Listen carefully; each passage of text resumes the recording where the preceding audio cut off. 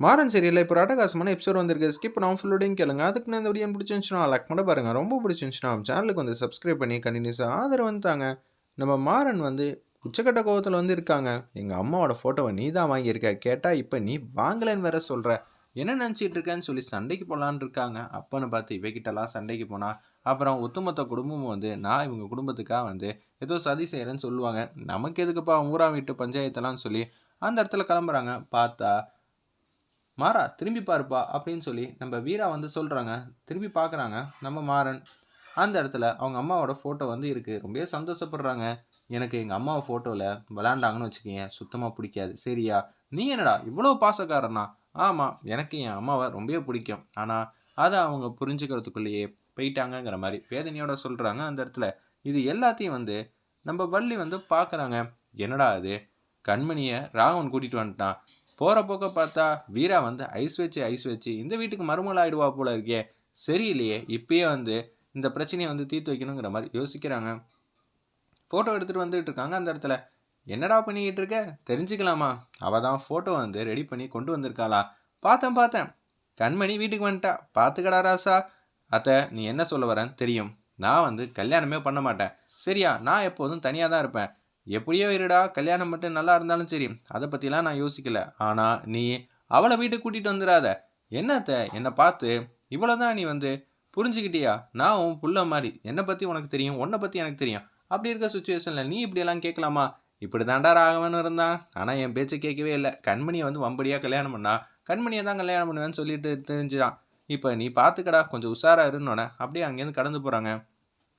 ஒரு பக்கம் வள்ளி வந்து வாலண்டரியா கண்மணி ரூம்குள்ளே வந்து போகிறாங்க. கண்மணி வந்து அலங்காரம் பண்ணிக்கிட்டு இருக்காங்க. அந்த இடத்துல வள்ளி வந்து வம்பளுக்க ஆரம்பிச்சிடுறாங்க. ஏம்மா, நீ ரொம்ப சிரிச்ச முகமா அழகா இருக்க, உன்கிட்ட இருந்து தான் கற்றுக்கணும் அப்படின்னு சொல்கிறாங்க. அந்த இடத்துல நம்ம வள்ளி, என்ன சொல்ல வரீங்க, ஒன்றும் புரியல. பின்ன ராஜேஷ் போய் 1 மாதம் கூட ஆகலை, அதுக்குள்ளே வந்து நீ இன்னொரு பையனை கல்யாணம் பண்ணதே பெரிய விஷயம். அது மட்டும் இல்லாமல் இப்போ சாந்தி முகூர்த்தத்துக்கு வேற ரெடி ஆகிட்டேன்னு சொல்லி குத்தி பேசுகிறாங்க. அந்த இடத்துல நம்ம வள்ளி ஒன்றை வந்து தேம்பி அழுவ ஆரம்பிச்சிடுறாங்க. நம்ம கண்மணி, என்னங்க நீங்கள் பொண்ணை அழுவ வைக்கிறீங்க? என்னது அழுவ வச்சுட்டேனா? என்னம்மா 4 செவத்துக்குள்ளே சொல்கிற? இதுவே உங்களுக்கு மனசு கஷ்டமாக இருந்துச்சுன்னா ஊர் உலகமே அப்படிதானமா பேசிகிட்டு இருக்கு. 4 மாதம் ஆன மாதிரி இப்போ ஓவராக வந்து சீனை போட்டுட்டு இருக்கா. இவளுக்கு என்ன தெரியுமா ஊருக்குள்ளே பேர் வச்சுருக்காங்க அப்படின்னு சொல்லி கண்ணா பின்னான்னு வந்து பேச ஆரம்பிச்சிடுறாங்க அபாண்டமா. இதை பார்த்தோன்னு வந்து கதறி அழுவுறாங்க. சரிம்மா நான் போகிறேன். இவ இப்படி அழுவான்லாம் சொல்லலை, இவளை பற்றி பாசிட்டிவாக தான் சொல்ல வந்தேன். நான் என்ன சொல்ல வந்தேன்னு சொல்லிடுறேன். இல்லாட்டி இதுக்கும் வந்து அண்ணங்கிட்ட பஞ்சாயத்தை வந்து இழுத்து விட்டுறாதீங்க. இவ்வளோ நல்ல குணமாக இவ இருக்காளே, பரவாயில்ல, ராஜேஷை மறந்துட்டு அடுத்த வாழ்க்கையை வந்து ஏற்றுக்கிட்டால அப்படின்னு பாசிட்டிவாக சொல்ல வந்தம்மா. ஆனால் கடைசியில் பார்த்தியா இப்படி ஒரு சூழ்நிலை ஆயிடுச்சுங்கிற மாதிரி யோசிக்கிறாங்க. ஒரு பக்கம் ராகவன் வந்து சென்டெல்லாம் அடித்து முடிச்சுட்டு அப்படியே வந்து லல்ல லல்லலாங்கிற மாதிரி ஒரு சாங் வந்து பாடிக்கிட்டு இருக்காங்க. அந்த இடத்துல இதை வந்து பார்த்துட்றாங்க நம்ம மாறன். என்ன நினச்சிக்கிட்டு இருக்க, இப்படி வந்து ரொமான்ஸ் பண்ணிக்கிட்டு இருக்க, அதுவும் கண்ணாடி முன்னாடி, இதெல்லாம் தேவையா அப்படின்னு சொல்கிறாங்க. அந்த இடத்துல உனக்கு இன்னைக்கு ஃபர்ஸ்ட் நைட் தான்டா, நான் ஒத்துக்கிறேன், ஆனால் அதுக்கு நீ இப்படியா அப்படின்னு சொல்லி காமெடி பண்ணுறாங்க. அந்த இடத்துல நம்ம மாறன் என்ன பண்ணுறது, நான் வந்து பயந்துட்டேனா, அதனால தான் எப்படியெல்லாம் பேசணுன்னு பழகிக்கிட்டு இருக்கேன், ப்ராக்டிஸ் எடுத்துக்கிட்டு இருக்கேன். சரிடா அப்படின்னு சொல்லும்போது முக்கியமான கால் வருது. ஏதோ துணி கடை வச்சுருக்கனால ஆர்டர் வந்து மெட்டீரியல் ஏதோ எடுக்கணும் போல இருக்குது. அதுக்கேற்ற கால் தான் வந்துக்கிட்டு இருக்கு நம்ம ராகவனுக்கு. முக்கியமான கால்ரா, இல்லாட்டின்னு வச்சுக்கேன் வேற ஆளுக்கு வந்து சப்ளை பண்ணிட்டானா ரொம்ப கஷ்டமாயிடும், அதனால் நான் பேசிட்டு வந்துடுறேன்னு சொல்லிட்டு கேஷுவலாக வந்து ஃபோனை பேசிட்டு கட் பண்ணுறப்ப கண்மணி வந்து அழுதுகிட்டு இருக்காங்க. என்னது கண்மணி வந்து அழுவுறா, ஒருவேளை சாந்தி முகூர்த்த ஏற்பாடு வந்து பிடிக்கலையோ, சரி யோசிப்போங்கிற மாதிரி ராகவன் வந்து யோசிச்சுட்டு இருக்கப்ப வள்ளி வந்து ராகவனை தனியாக இழுத்துட்டு போகிறாங்க. டேய், எனக்கு கெட்ட கோவம் வந்துச்சுடா, நான் கண்மணியை பிடிச்சி கண்ணா அப்படின்னா திட்டி விட்டுட்டேன். என்னத்த ஏன் இப்படியெல்லாம் பண்ணுற, இந்த மாதிரி சுச்சுவேஷனில் இப்படி பண்ணுவியா, நீ என் வாழ்க்கையில் வந்து இந்த மாதிரி பண்ணலாமா? டேய், ஒரு நிமிஷம் நடந்தது என்னன்னு தெரியுமா? அவன் வந்து சிரிச்ச முகமாக வந்து இருந்திருந்தா நான் ஏன்டா அழுவ வைக்க போகிறேன், எனக்கு என்ன தலையெழுத்தா, உன் வாழ்க்கை நல்லா இருக்கணும் தானடா ஆசைப்பட்றேன். ஆனால் என்ன தெரியுமா நடந்துச்சு, அவன் உட்காந்து அழுதுகிட்டு இருந்தா ஸ்டார்டிங்கில். எதனாலன்னு கேட்டால் ராஜேஷ் பிரிய எனக்கு மனசே இல்லை, அதுக்குள்ளே எனக்கு கல்யாணம் பண்ணி வச்சுட்டீங்க, எனக்கு ராஜேஷ் ஞாபகமாக இருக்குன்னு இந்த சூழ்நிலையில் அவள் பேசுகிறாடா அப்படின்னு சொல்லி உல்ட்டாவாக வந்து வள்ளி வந்து பேசிடுறாங்க. அந்த இடத்துல இதை கேட்டேன்னு வந்து என்னத்த சொல்கிறீங்க, இன்னமும் ராஜேஷ் தான் நினச்சிட்டு இருக்காளா? ஆமாண்டா, அவளும் பொண்ணு தானே, 1 மாதம்தான் ஆச்சு ராஜேஷ் போய், அதுக்குள்ளே கல்யாணம் நடந்ததே மிகப்பெரிய விஷயம். அதுக்குள்ளே சாந்தி முகூர்த்தம் அது இதுன்னு ஏற்பாடு பண்ணால் அவள் ரொம்ப வருத்தப்பட மாட்டாளா அப்படின்னு நம்ம வள்ளி வந்து டபுள் சைடு வந்து கேம் விளாட்றாங்க. அந்த இடத்துல இதை வந்து ராகவன் வந்து புரிஞ்சுக்கிட்டாங்க. ஓ, இதனால தான் ஃபீல் பண்ணி அழுவுறாளா, அவளுக்குன்னு டைம் அவகாசம்லாம் தேவைப்படும்ல அப்படின்னு சொல்லும்போது நம்ம ராமச்சந்திரன் முன்னாடி வந்து நிற்கிறாங்க. என்னடா நீ இங்கே நின்றுட்டு இருக்க, உனக்கு இன்னைக்கு சாந்தி முகூர்த்தம் அப்படின்னு சொல்லும்போது எனக்கெல்லாம் ஒன்றும் வேணாம் அப்படின்னு சொல்லிடுறாங்க. ஏன் என்ன ஆச்சு, நல்ல நாள் பார்த்து வச்சுக்கலாம் அப்படின்னு சொல்லும்போது யார் சொன்ன ஏற்பாடுறா இது எல்லாம் அப்படின்னு சொல்லி கேட்குறாங்க நம்ம வள்ளி கிட்ட. வள்ளி, நீ தான் வந்து இது மாதிரிலாம் சொல்ல சொன்னியா அப்படின்னு சொன்னோன்னே, அப்படியெல்லாம் இல்லைப்பா, வாரிசு வரத்துக்காக தானே இப்போ இந்த மாதிரி சடங்கெல்லாம் செய்கிறோம், அப்படி இருக்க சூழ்நிலை நல்ல நாள் பார்த்து எதுவாக இருந்தாலும் பண்ணலாமே அப்படின்னு சொல்லிடுறாங்க. அந்த இடத்துல ஐயரை கூப்பிட்டு வந்து 6 மாதம் தள்ளி போட மாட்டேன், ஏதாவது ஒன்று குண்டக்க மண்டக்கையாக பேச விட்டுற வேண்டியதான் அப்படின்னு வள்ளி வந்து யோசிச்சுட்டு இருக்காங்க. நீ என்னம்மா நினைக்கிற அப்படின்னு சொல்லி அந்த இடத்துல நம்ம பாண்டியனோட அம்மா கிட்ட வந்து கேட்குறாங்க, ஜெயலட்சுமி கிட்ட. அப்பன்னு பார்த்தா அவங்களும், நீங்கள் என்ன ஏற்பாடு பண்ணாலும் ஓகே தான், இதுக்கு தான் இந்த அம்மா இவ்வளோ பெர்ஃபார்ம் பண்ணிட்டு இருந்துச்சா, சே தேவையில்லாமல் கண்மணி அழுது அவள் வாழ்க்கை இந்த மாதிரி ஆயிடுச்சுங்கிற மாதிரி வருத்தப்பட்டு இருக்காங்க.